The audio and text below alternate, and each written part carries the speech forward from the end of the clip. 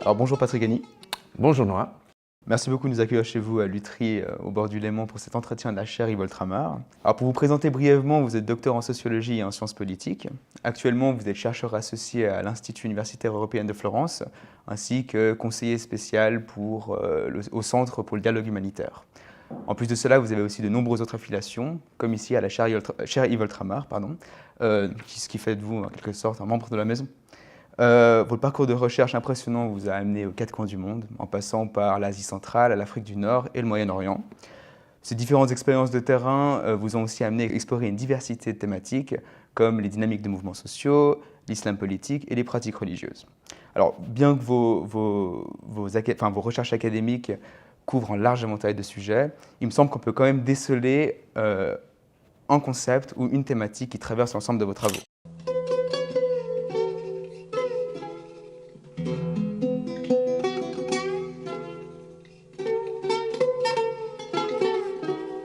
Pour commencer, pourriez-vous nous expliquer ce que signifie pour vous ce concept de revanche de la société et du coup, quelle est son utilité méthodologique et théorique pour analyser des sociétés? En fait, ce concept nous rappelle en quelque sorte quand même cette idée de politique par le bas. Merci Noah. Alors écoute, tout d'abord juste par précision, le concept n'est pas de moi, c'est sauf faire Jean-François Bayard qui l'avait introduit. Et sans faire de grandes théorisations, l'idée est très simple. C'est de dire les phénomènes politiques, que ce soit une idéologie, des formes de mobilisation, la construction d'un État, la mise en place d'une administration par un groupe armé, on va peut-être revenir un peu sur tous ces différents thèmes un peu plus tard, sont jamais des phénomènes univoques où une idéologie, un acteur, un mouvement social, un État s'impose par le haut sur une société passive qui le reçoit ou le subit. Et la revanche de la société, c'est une manière de rappeler deux choses. Tout d'abord que les sociétés ne sont jamais passives, elles prennent part de manière active, pas toujours de manière très volontaire ou stratégisée, etc. Mais elles sont partie prenante des phénomènes politiques, qui sont toujours des réalités dialogiques. Il y a la part du haut et la part du bas. Et la deuxième réalité à laquelle on renvoie, c'est pourquoi est-ce qu'on parle de revanche parfois? Parce que parfois, l'incrustation, le développement, l'implantation d'une idée, d'un projet, d'un État, une forme de gouvernance ou de gouvernement sur une population, la part du bas va en partie retourner. Le projet va le modifier, va en transformer les contours et va jouer un rôle actif dans sa formulation, dans ce que Jean-François Bayard appelait l'énonciation du politique. Et c'est vrai que c'est quelque chose qui m'a un peu suivi sur les différents sujets que j'ai pu traiter. C'est tout simplement aussi un biais de sociologie politique. Je veux dire, s'il n'y a pas la part du bas, il n'y a plus de sociologie. Et il n'y a que de la politique. Et donc, c'était une manière de réconcilier un peu les deux pôles de ma réflexion. Et c'est vrai que ce soit dans les banlieues du Caire, que ce soit des groupes islamistes face à leur population, que ce soit les Kurdes du nord-est de la Syrie et la mise en place d'une administration locale après avoir repris ces territoires à l'État islamique, l'idée est un peu toujours la même. C'est que n'oublions pas les sociétés, n'oublions pas cette part du bas qui joue un rôle, mais parfois également retourne en partie, d'où l'idée de revanche, le projet initial de ceux qui ont décidé de s'implanter là où des sociétés, des répertoires historiques, des imaginaires, des cultures politiques existaient et sur lesquels ils vont devoir, ou avec lesquels ils vont devoir prendre langue.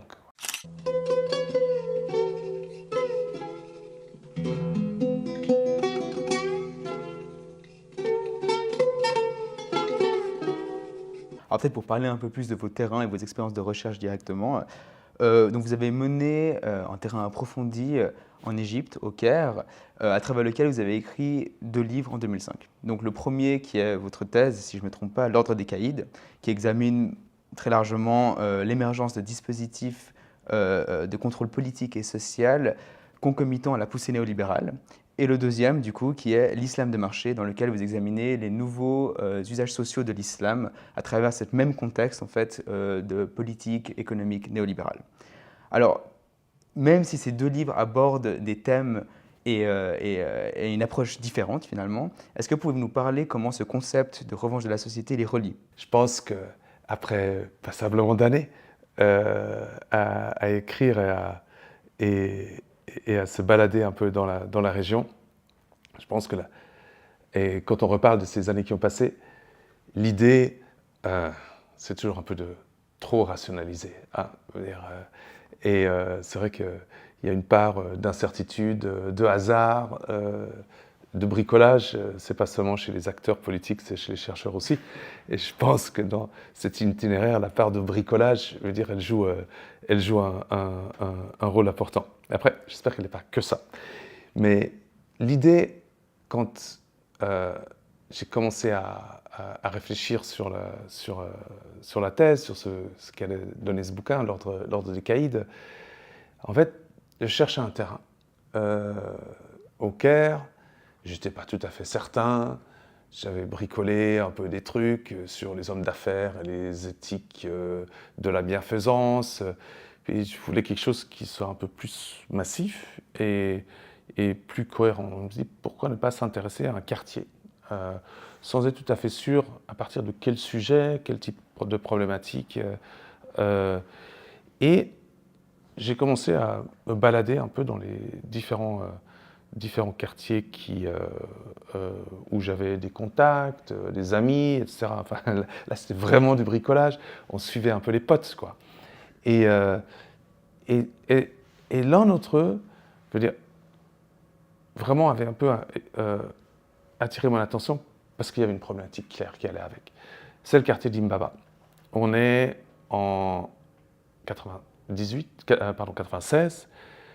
Je débute le terrain 3 ans après la reprise de ce quartier par l'armée et la police égyptienne. Il avait été tenu pendant plusieurs années par un groupe islamiste, la Gamma Islamée.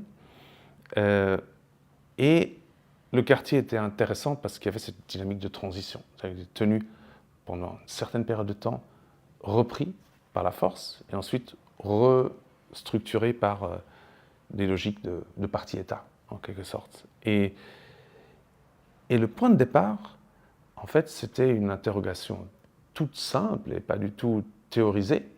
C'était de dire, mais voilà, après des années de contrôle quasi total sur ce quartier, je dirais, il y avait des checkpoints, la Gamma Islamie était là, l'État ne pouvait pas entrer, l'armée ne pouvait pas entrer. Après des années de contrôle et d'autarcie politique, le régime décide d'intervenir, intervient par la manière forte et mène ce qui, sauf erreur, à ce jour reste la plus grande opération de reprise en main menée par l'armée égyptienne sur son territoire. 14 000 hommes envoyés, une opération de ratissage qui durera quelques semaines et qui se soldera par 2 morts. Et là, je me suis dit, il y a un problème. Soit on ratisse et face à un quartier contrôlé par un groupe important et il y a beaucoup de morts, ou alors, et c'était l'hypothèse de départ, la Gamma Islamiyya, le groupe islamique en question, a sans doute perdu la société avant que le régime n'intervienne. Et du coup, je me suis dit, plutôt que de mettre la focale sur le truc un peu classique, le rapport à l'État, l'islam politique, la confrontation avec les régimes, etc., déplaçons la focale et faisons de la sociologie politique. Intéressons-nous au rapport entre ce groupe et son environnement, où il était pris, et posons l'hypothèse, c'était qu'une hypothèse au départ, de dire, en fait, le destin de ce groupe islamique dans ce quartier va être beaucoup plus déterminé par son rapport à la société que par son rapport à l'État. Et en fait, toute la thèse a porté ensuite sur une espèce de trajectoire trajectoire politique de ce quartier sur une trentaine d'années, comment est-ce qu'il est émergé aux marges de l'État, de manière illégale, comment il était d'abord structuré par les familles, et comment ensuite, dans ce cadre-là, la Jamaïa Islamiyya a réussi à prendre langue et à prendre contrôle avec ce quartier. Prendre langue, parce qu'ils ont recruté, ils avaient une vraie popularité, ils protégeaient, et ils avaient réussi aussi, pendant un moment donné, à s'appuyer sur des répertoires, comme on dirait, d'actions politiques, mais aussi d'actions violentes. Une bonne partie de leur base, c'était les jeunesses du quartier. Certaines de ces jeunesses étaient violentes, mais elles étaient dans une violence qui était très cadrée socialement. Et c'était la violence de la fatouane, la violence du caïd, fier à bras, défenseur de son pâté de maison, de son quartier, intégré aux familles de la société où il est. Et ce photo pouvait effectivement prendre langue avec un mouvement qui disait « l'État vous a rien donné ». Et eux cherchaient la distanciation par rapport à l'État. La Jamaïa Islamiyya cherchait la confrontation avec l'État, il y avait de quoi s'entendre. Après, j'ai commencé à m'intéresser un peu plus aux différentes formes d'économie de la violence qui existaient dans le quartier. Et en fait, j'en ai repéré en gros trois. La première, c'était la vieille violence embedded, je veux dire, ancrée dans l'histoire de ces quartiers populaires qu'on retrouve dans les vieux quartiers du Caire. Et en fait, j'ai fait un peu de la généalogie sur comment est-ce qu'elle s'est reconstituée dans les nouveaux quartiers. Et en fait, c'est l'histoire du déplacement de population par le centre, et non pas seulement d'arrivée de population par la périphérie. Donc une espèce d'éthos de la violence se reconstitue dans une partie des jeunes, qui reproduit des vieux trucs qu'on va retrouver dans le roman de Najib Mahfouz, par exemple, très traditionnel de ce point de vue-là. Et ensuite, on voit une nouvelle économie de la violence qui s'affirme, beaucoup plus moderne, celle des arts martiaux. Elle va donner des noms à ceux qui en deviennent un peu les icônes, comme Saïd Kung Fu, comme Hassan Karaté, ou d'autres qui étaient un peu les fiers à bras dans certaines portions de ce quartier. Et finalement, troisième niveau, la violence djihadiste, l'idée du sacrifice, la violence politisée avec un objectif qui se définit dans la confrontation à l'État et dans une perspective d'un projet politique que les groupes islamiques avaient. Et en fait, la thèse était très simple, c'est de dire ces économies de violence à un moment donné ont pu marcher ensemble, fonctionner alignées, et à un moment donné, progressivement, parce que la Jamaïa Islamiyya a changé son rapport à l'environnement, est devenue plus prévaricatrice qu'elle n'était avant, elle a commencé à perdre la société. Et ceux qui étaient avec elle se retournent contre elle. Et cette idée de fusion d'une société liée à des groupes islamiques qui parlaient son langage, etc., ne tient plus. Et finalement, c'est pour ça que l'État, le régime, a réussi à reprendre le quartier relativement facilement avec un coût extrêmement faible. Et ce qui est intéressant, c'est que le personnage pivot à la fois du contrôle islamique, de la mémoire du quartier, va également être le même personnage qui va permettre à l'État de s'ancrer. Le caïd, toujours là, dans son éthique de fatouane, etc., va simplement la remettre au service du nouveau projet politique qui arrive, mais il va fonctionner sur un autre régime, en quelque sorte, politique. Ça va être un clientélisme beaucoup plus classique. Et la conclusion, elle est assez simple. Le déterminant fondamental de la trajectoire de ce quartier, c'est peut-être moins les projets politiques qui ont essayé de s'y projeter que la manière dont ceux-ci ont été vécus et parfois retournés par ceux qui en étaient les alliés locaux, le caïd, d'où l'ordre des caïds dans le bouquin.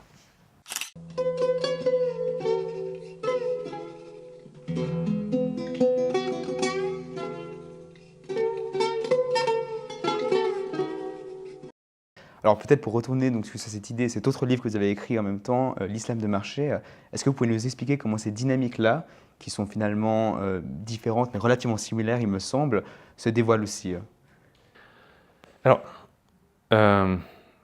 sur l'islam de marché, moi je croyais, il y avait encore dans les idées des bricolages et des trajectoires pas forcément très rationnelles des chercheurs.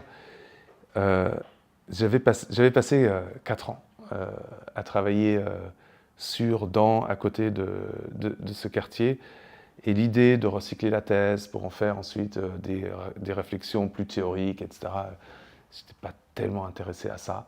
Et je me suis dit, vraiment passons à autre chose, tournons la page, le bouquin est publié, et qu'est-ce qu'on pourrait faire d'autre? Et là, je me suis dit, mais finalement, j'avais, un peu avant la thèse, écrit 2-3 trucs sur la réaffirmation des symboliques, des pratiques, des imaginaires religieux chez une partie de la population égyptienne. On appelait ça la réislamisation pour faire court. Le concept n'était pas génial, mais enfin, l'idée c'est de dire que voilà, il y avait des pratiques, des symboles religieux, des manières de faire, des éthiques qui se réaffirment chez les populations qui ne les pratiquaient pas de la même manière. Dans les cercles islamiques, on peut parler de sahwa, de résurgence, etc. Peu importe le terme, il y a quelque chose de nouveau qui apparaissait sous le soleil de la pratique religieuse. Et on avait décidé de s'intéresser au foulard. En se disant, mais finalement, le foulard, c'est comme intéressant, parce que là aussi, on voyait le foulard expliqué par le haut, par une espèce de grand narratif de la poussée d'influence des frères musulmans, de l'islamisme, etc. Et puis nous, avec notre bâton de pèlerin de sociologue, on s'est dit, dépoussiérons un peu ça et allons voir un petit peu au-dessous comment ça fonctionne, tout simplement. Et alors on a appelé c'était mon premier article que je publie qui s'appelait « Les logiques sociales de la réislamisation ». Et en fait, mais l'idée était très simple, c'est de dire, voilà, intéressons-nous à quelques pratiques religieuses considérées comme nouvelles. Là, c'était la pratique du voile, du hijab dans les classes moyennes. Et puis on avait fait toute une série d'interviews avec des femmes qui ne le portaient pas avant qu'ils le portaient, et puis comment ça marche, etc. Et on s'est rendu compte qu'il y avait beaucoup de dynamiques qui expliquaient le hijab et que seulement une partie d'entre eux s'expliquait par le religieux. Et le religieux, en fait, c'était beaucoup plus un révélateur plutôt qu'une causalité. Et ce qu'on voyait, c'est ce qui était à l'œuvre, c'était des dynamiques très classiques, parfois de distinction sociale, parfois de quête d'autonomie des personnes.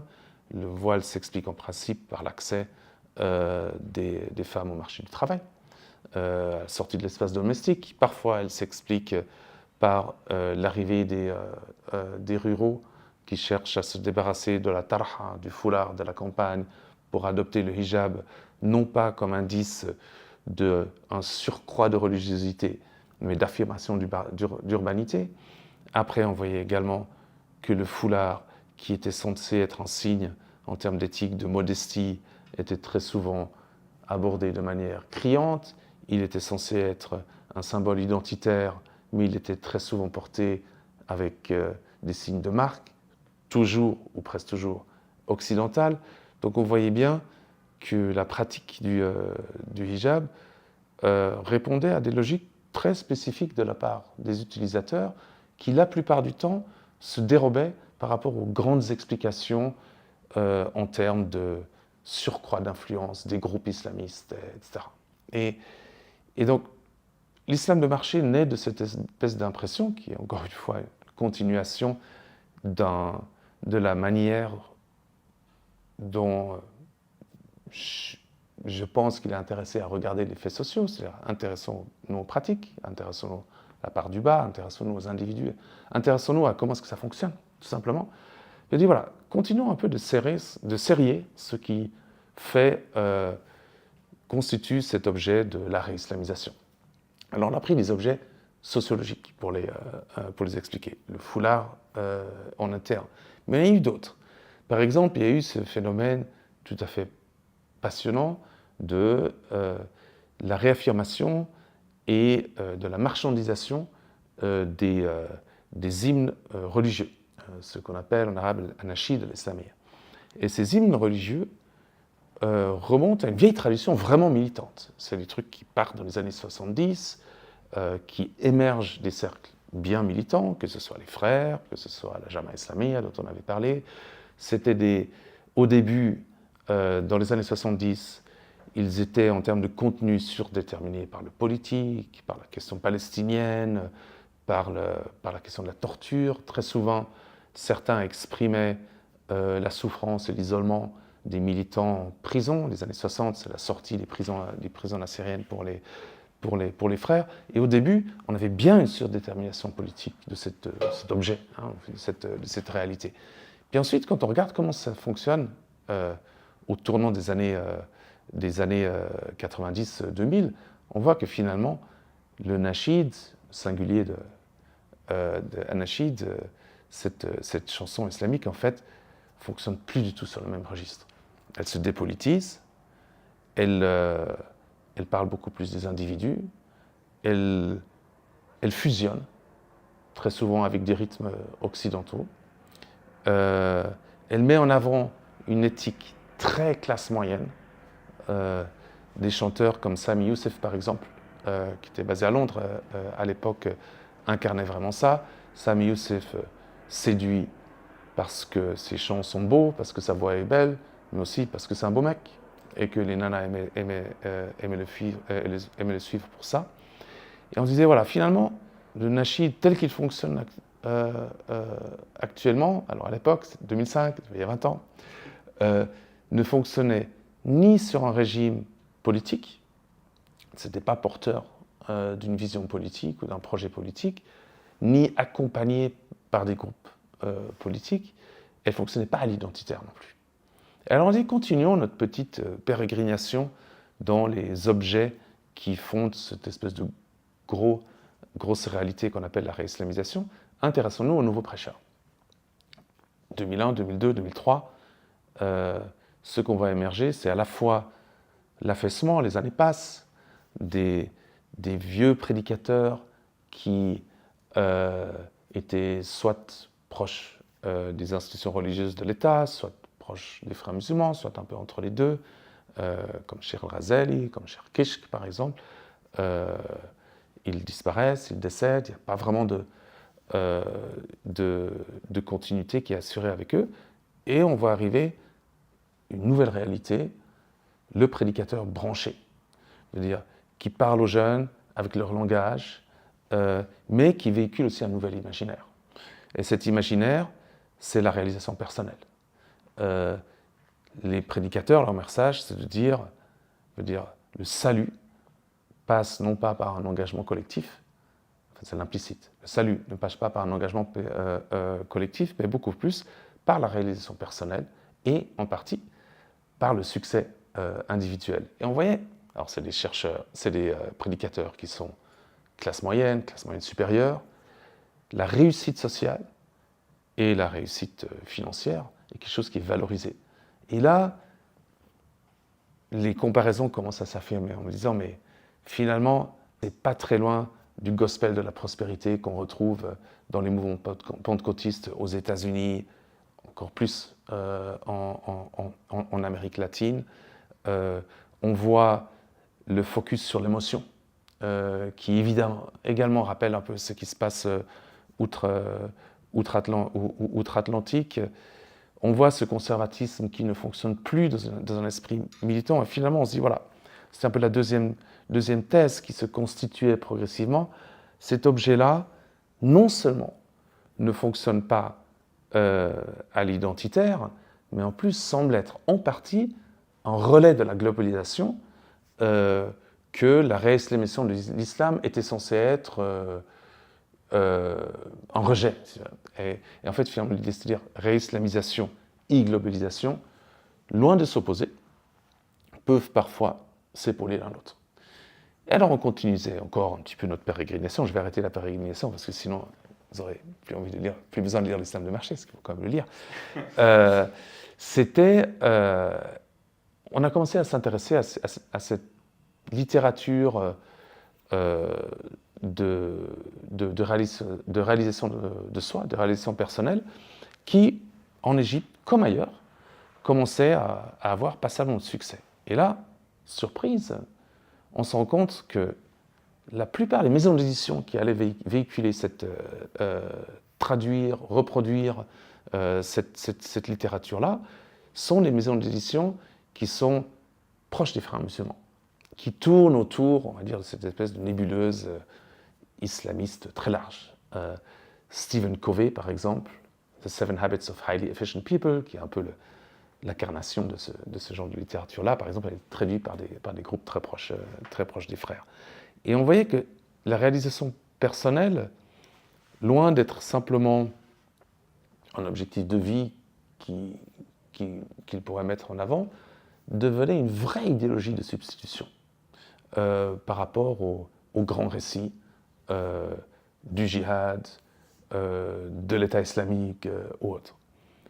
Et là, on continue, et on voit que, toujours plus à l'intérieur même des frères musulmans, une nouvelle génération politique émerge, très critique par rapport au discours des anciens, qui dit, mais finalement, et dont la principale critique est de dire toute l'expérience de la militance, jusqu'à maintenant, c'est des jeunes qui parlent, qui avaient dans les 20 ans en 2000-2005, ils disent, on nous demande de nous effacer comme individus devant l'organisation. On nous impose des lectures, on aura la personne responsable de notre groupe de quartier qui va faire le tri dans notre bibliothèque en nous disant ce qui est permis de lire ou pas permis de lire. On est dans une logique d'endoctrinement, on refuse ça. Et en fait, derrière cette critique, il y a une vraie affirmation de l'individu, à l'intérieur même de l'expérience militante, qui était relayée partiellement idéologiquement, toujours dans la même mouvance, par toute cette espèce de littérature grise qui va faire de l'édification personnelle un objectif islamiquement valorisé et traduit dans ces termes-là. Donc là, les choses devenaient toujours plus claires, c'est que au lieu de considérer globalisation et islamisation comme s'opposant l'un l'autre, la seconde étant une réaction à la première, en fait non, on voyait que ça faisait système. Et qu'en fait, ce qu'on voyait aussi, c'est que dans ces différentes formes de réaffirmation de pratiques religieuses, de symboles religieux, d'imaginaires religieux, etc., ça faisait système sur plusieurs lignes. Une des lignes, c'était le religieux et une manière de s'inscrire dans la globalisation. La deuxième ligne, c'est la réaffirmation du religieux est une forme directe ou un véhicule ou une sphère de modernisation, la valeur des individus, la valorisation de l'individu, du sujet sur le collectif, etc. Troisième ligne, l'affirmation du religieux ne passe pas par le politique, ou seulement à la marge, et les idéologies qui s'affirment à l'ombre de ce retour sont beaucoup plus centrées sur le sujet plutôt que sur l'État islamique, un objectif collectif à atteindre. Et là, encore une fois, et le quatrième point qui est important également, c'est-à-dire dans cet imaginaire-là, la valorisation du succès, de l'individu, de la réalisation individuelle de soi, renvoie à une éthique managériale qui fleure bon le néolibéralisme. Et c'était cette idée de l'islam de marché, c'était ça. C'était de dire, finalement là, une partie de la réaffirmation du religieux, elle ne résume pas l'intégralité des pratiques religieuses contemporaines, mais on va dire une somme significative semble être articulée autour de ces 4 piliers que j'ai nommés l'islam de marché. Et en fait, elle renvoie, histoire de re-rationaliser un peu la trajectoire à ce qui avait lancé cette petite discussion, qui était finalement la part du bas, l'inventivité, la part du social, est importante pour comprendre une réalité aussi massive que la réislamisation, qui n'était trop souvent vue soit sous le prisme de la revanche identitaire, soit de la confrontation politique entre les organisations et les États, soit ce type d'une emprise, d'une idéologie menée par ces mouvements sur les sociétés.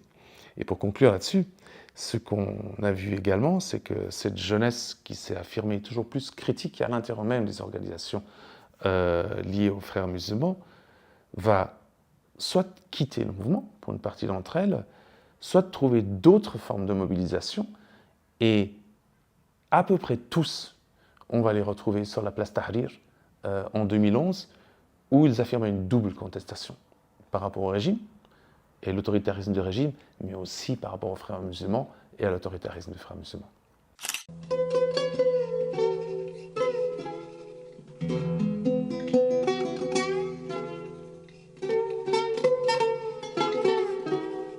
Pour suivre peut-être l'évolution chronologique de vos recherches, passons peut-être à ce que vous étudiez maintenant, ce qui est la Syrie, et plus particulièrement du coup, les stratégies de pouvoir adoptées par des groupes militants comme le Parti démocratique kurde et Hayat Tahrir al-Sham.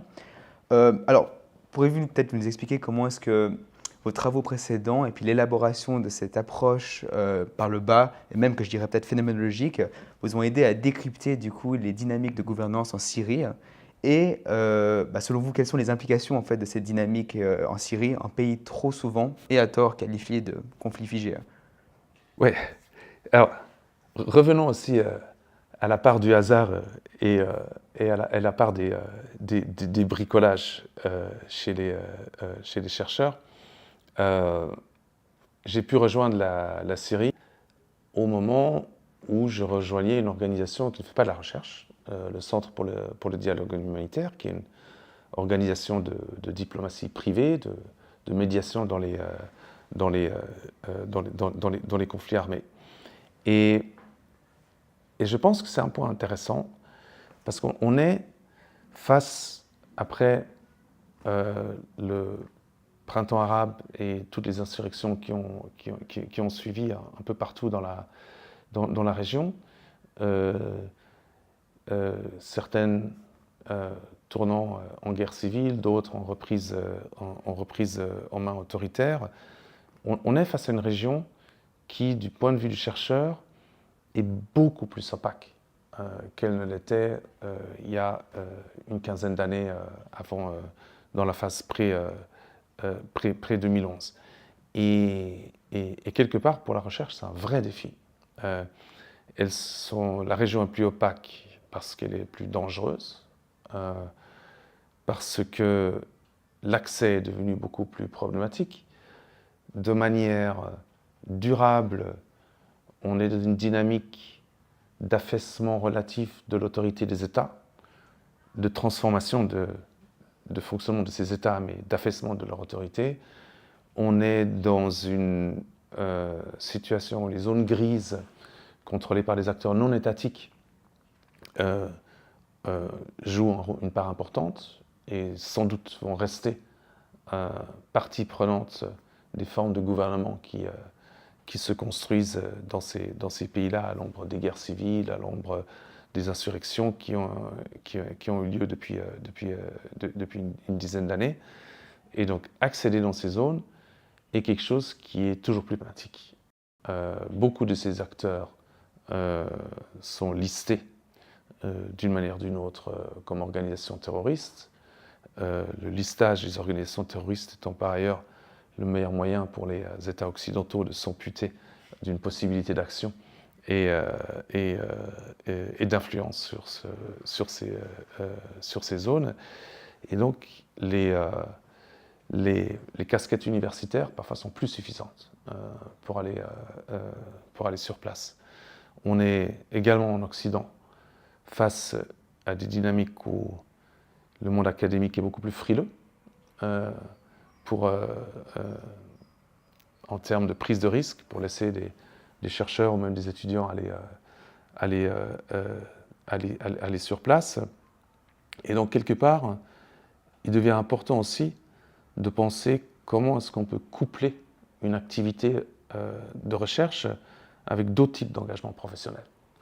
Et la médiation est définitivement une des manières d'effectuer ce genre de couplage, au sens où la médiation a besoin de compréhension de ces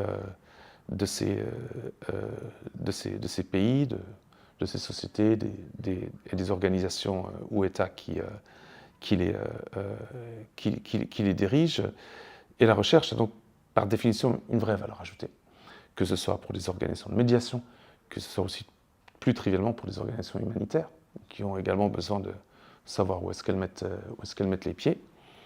Et en fait, j'ai fait un peu ce pari en 2012, de dire voilà, finalement, peut-être que prendre langue avec ces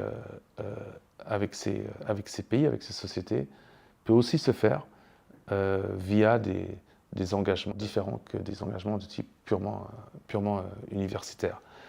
Après, on ne quitte pas ce qu'on est, ce qu'on aime. Donc la question, c'est comment continuer d'avoir un pied dans la recherche quand il n'y a plus d'ancrage académique direct. Et là, je pense que c'est un peu un travail d'équilibrisme que j'essaie de faire entre, d'un côté, être dans une organisation qui n'aime pas trop la publicité, qui préfère travailler en silence. La médiation se passe volontiers des médias est définitivement beaucoup plus efficace quand il n'y a pas de bruit médiatique autour d'elle. Mais quelque part, elle donne la possibilité d'un vrai accès privilégié, durable, de haut niveau, avec l'ensemble des acteurs présents sur la zone. Je préciserai, à l'exception de l'État islamique. Je veux dire, certaines lignes rouges existent quand même. Et que dans ce cadre-là, alors, si j'ai pu aller un peu partout en Syrie, dans toutes les zones, y compris à Damas, la focale, une fois de plus, portée sur les zones de l'opposition ou des oppositions, sans doute parce que c'est là que j'étais intellectuellement le plus à l'aise, mais aussi parce que là où les opportunités pour l'organisation pour laquelle je travaille étaient le plus clair. Et en gros, on retrouvait une dynamique intéressante, c'est pour ça que c'était un peu ma zone de confort.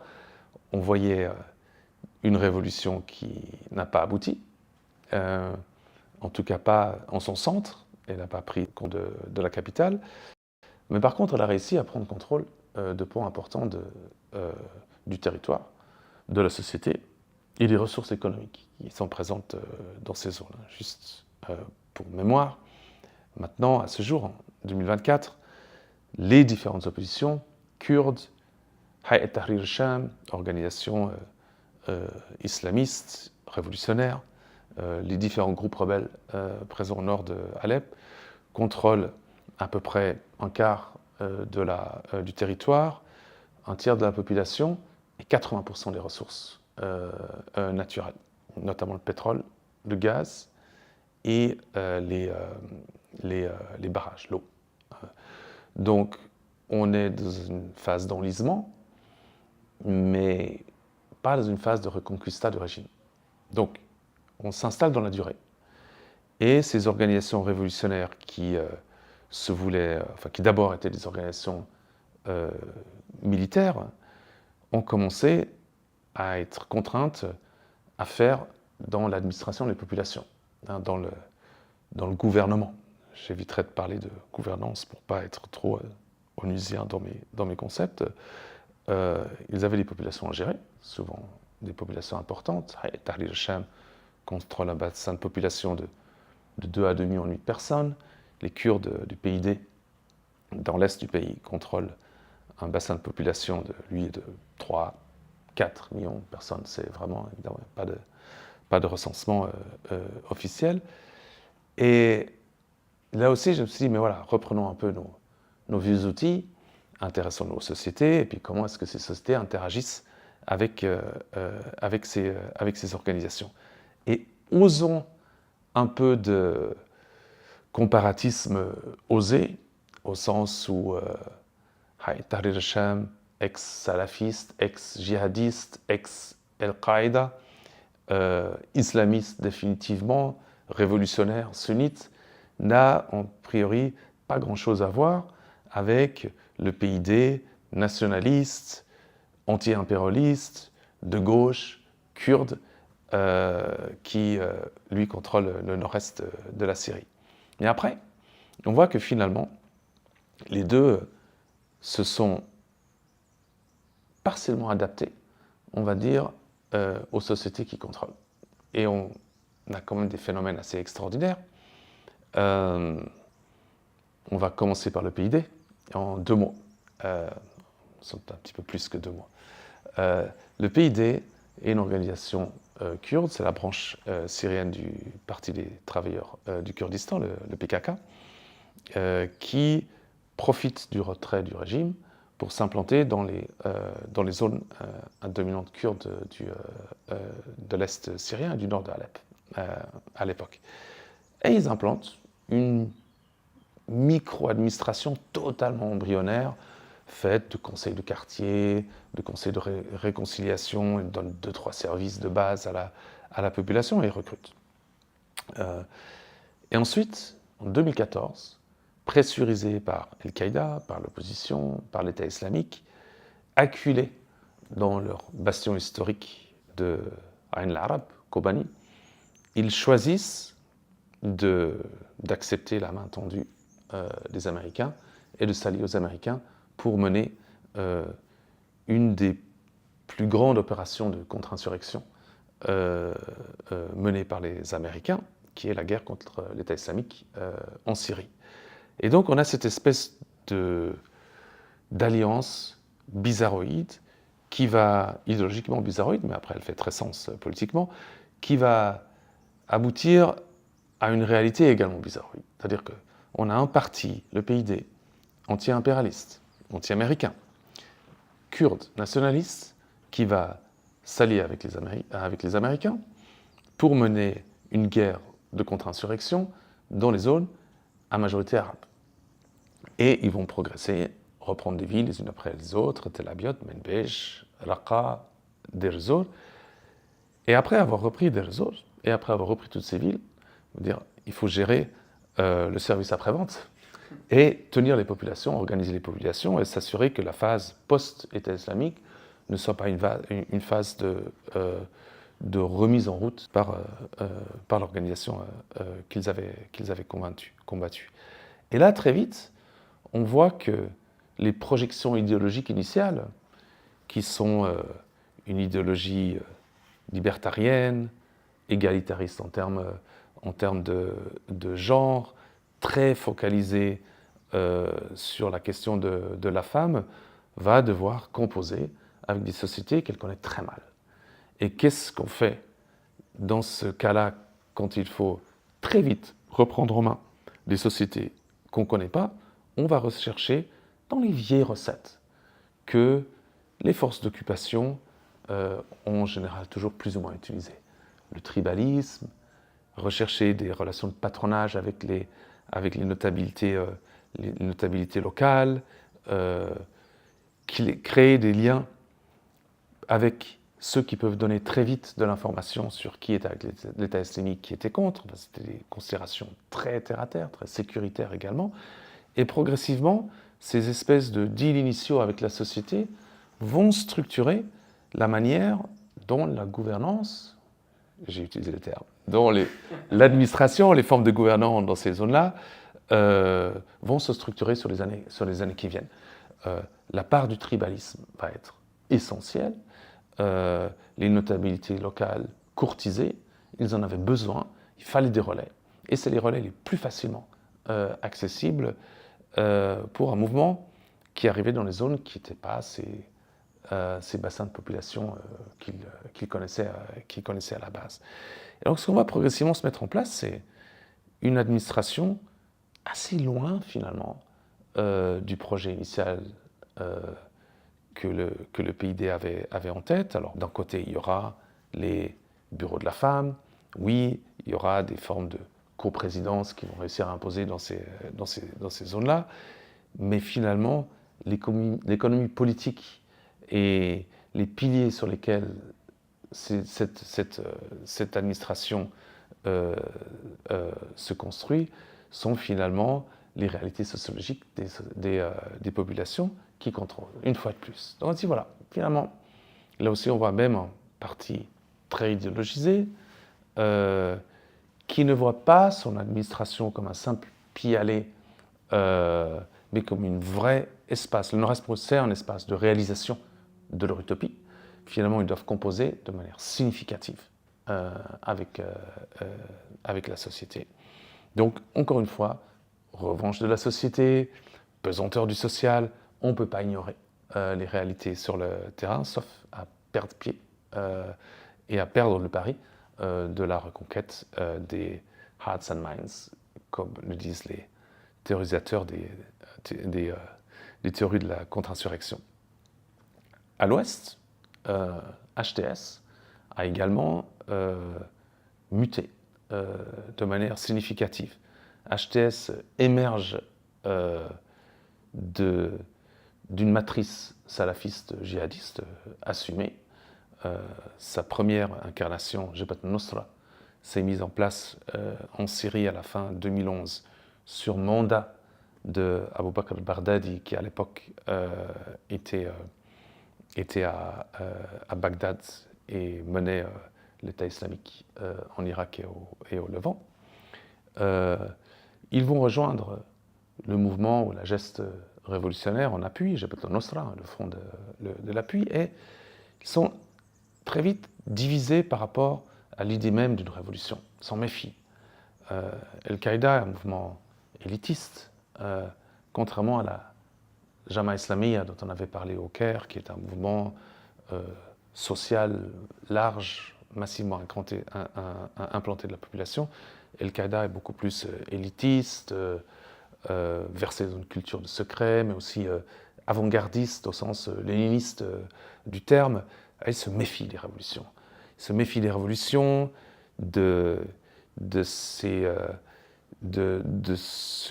qu'on appelait les leaderless revolutions, ces mouvements spontanés, donc incontrôlables, mais aussi susceptibles de créer des alliances qu'eux rejetteraient, notamment avec l'Occident. C'était très vite le cas. L'opposition a été, à partir de 2012, fortement soutenue, y compris militairement, par les Occidentaux. Mais en gros, ils suivent le mouvement.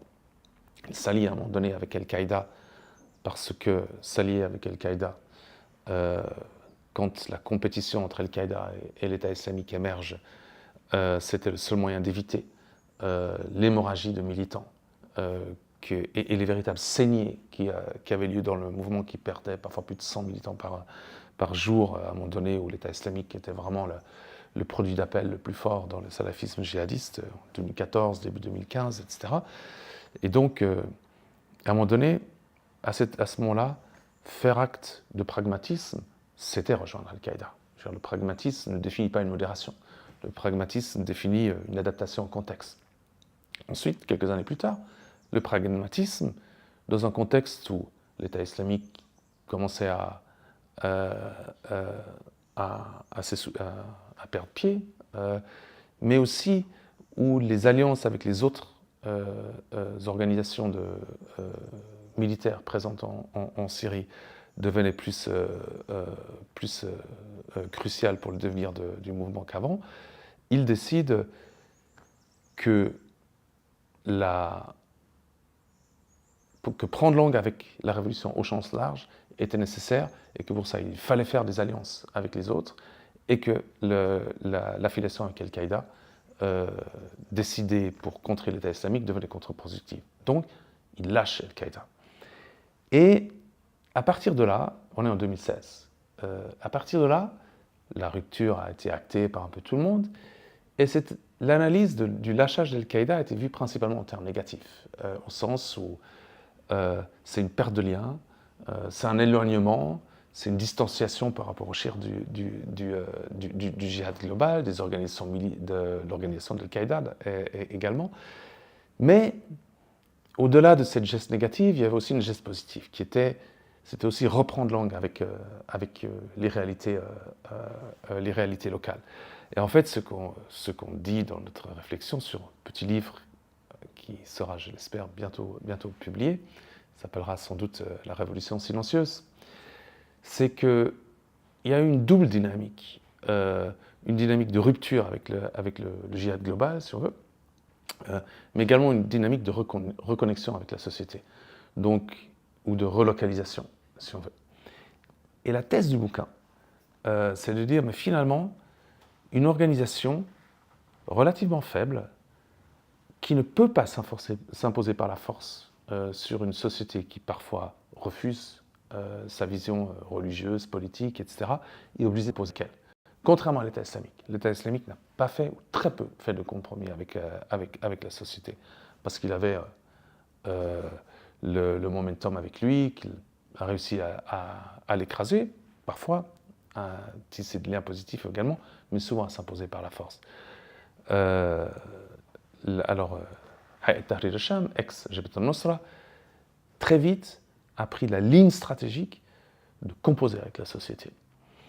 Parce qu'ils n'avaient pas les moyens au départ, mais aussi parce que c'était utile pour eux dans une logique de quête de pouvoir, de contrôle de ses propres bases et de contrôle de la population. Et ça doit très peu à l'idéologie, mais beaucoup à des calculs très pragmatiques, très tactiques, très pratiques. Par exemple, 2016, rupture avec Al-Qaïda. 2017, création d'une première administration, le gouvernement du salut, Houkoumat al-Inqaz. Créer une administration dans une zone sous contrôle suppose énormément de défis. D'abord, il faut recruter du personnel, mais aussi il faut gérer avec un passé. Par exemple, Idlib, les zones contrôlées par HTS, est composée d'à peu près 1200 mosquées. Les 1200 mosquées, c'est environ un personnel de 3000 à 4000 personnes. La plupart des mosquées sont des gens islam traditionnel, d'obédience shafi'ite en termes d'école de jurisprudence. Certains sont un peu soufis, d'autres le sont un peu moins. Certains ont été un peu influencés par le salafisme, d'autres un peu moins. Mais définitivement, ils ne sont pas du tout alignés sur le credo salafiste dont Jabhat al-Nusra et HTS à ses débuts se revendiquaient. Donc qu'est-ce qu'ils font? Le choix de deux choses. Soit on remplace tout le monde, mais dans ce cas-là, ça veut dire on s'antagonise tout le bas clergé qui a été apprécié, pas forcément nommé, qui prend langue avec les communautés locales, et il faudra le remplacer. Or, HTS n'est pas un parti, n'est pas un mouvement social, ce n'est pas les frères musulmans, c'est un parti avant-gardiste, avant tout militaire, et il n'a pas les ressources pour faire ça. Il n'a ni les ressources, ni vraiment l'envie ni les ressources humaines, ni vraiment l'envie de se confronter avec la société. Du coup, il laisse faire. Mais laisser faire, ça veut dire laisser le champ religieux à un islam traditionnel, entre guillemets. Il a évidemment été en partie transformé également par les années de guerre, mais enfin par rapport à une élite religieuse locale, un petit clergé qui n'est définitivement pas aligné sur eux. Donc ils cèdent.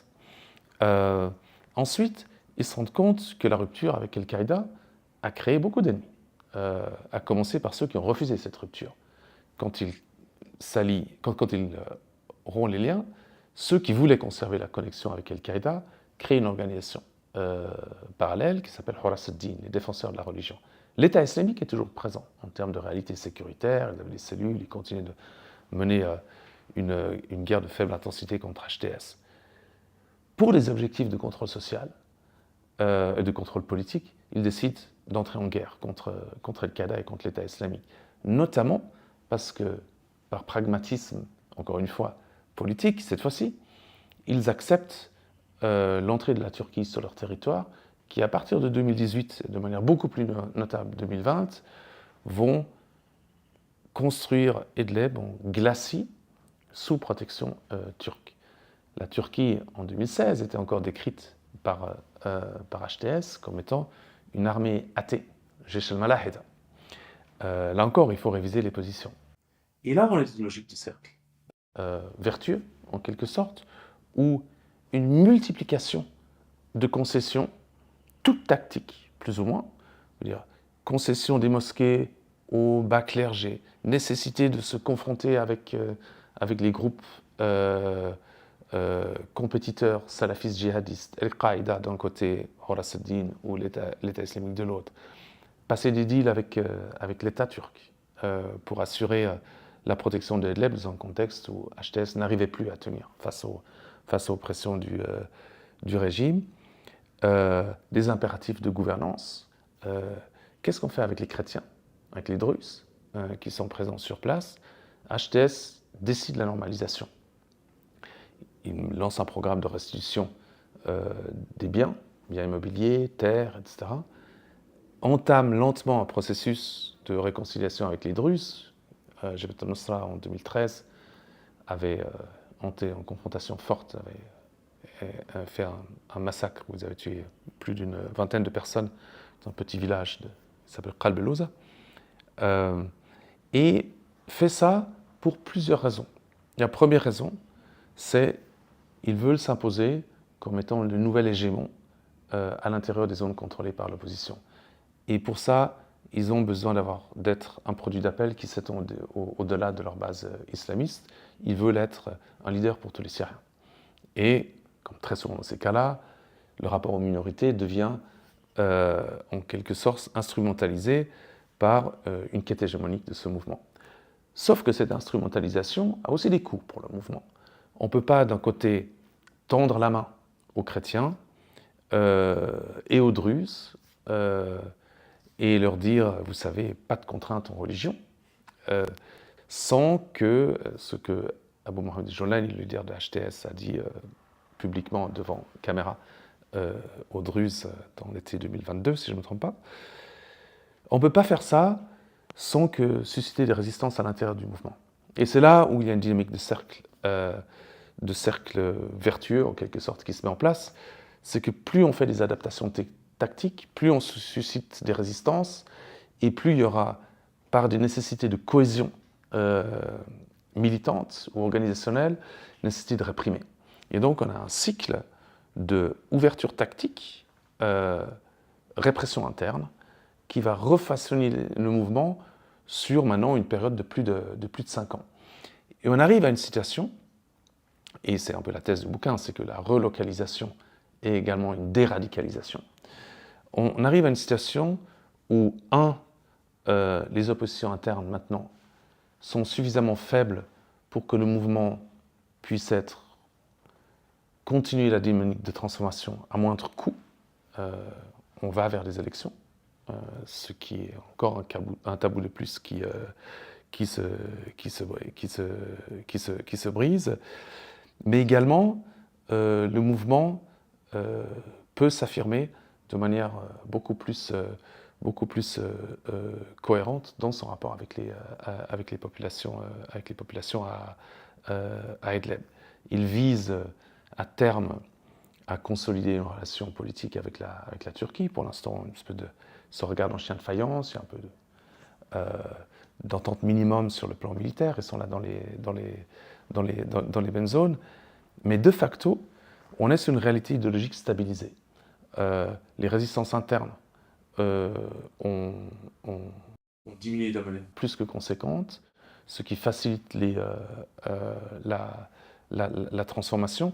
La pente de la transformation, elle est un certain renoncement idéologique par rapport au salafisme maintenant, qui était quand même leur matrice idéologique forte. Elle ne se fait pas sur un mode d'aggiornamento doctrinal, comme on peut le faire d'autres mouvements djihadistes, à l'instar du djihad égyptien par exemple.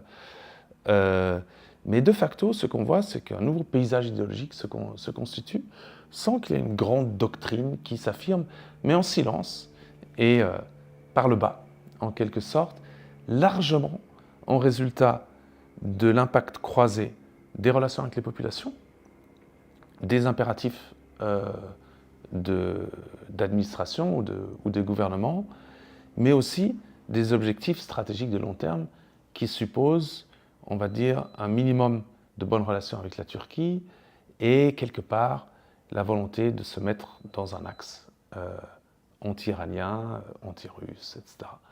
Et donc, maintenant, on est dans une réalité stabilisée où on voit ce mouvement ex-salafiste, ex-djihadiste. Eux se réclament toujours du djihad, qui a considérablement, pour des raisons de contrôle politique et pour des raisons de recherche hégémonique, supprimer ses bases, ses ailes radicales et ses compétiteurs radicaux à l'intérieur, et qui finalement ont façonné une nouvelle réalité, un nouveau projet que lui-même n'arrive pas encore à définir. D'où la révolution silencieuse. Et quelque part, qui ressemble beaucoup plus à une dynamique de retraditionnalisation, où là encore, ce qu'on voit, c'est non pas une réforme de la société par l'idéologie d'un mouvement, mais une transformation lente, largement pas involontaire, mais non programmée à l'avance, non stratégique du mouvement, par ses interactions avec la société avec laquelle il est aux prises. Et on revient toujours sur ce mantra, quand on analyse les phénomènes politiques, n'oublions pas la société. Parfait. Bah, écoutez, merci beaucoup. Je crois qu'on a malheureusement plus de temps, mais c'était passionnant. Et puis merci de nous avoir accordé le temps pour cet entretien.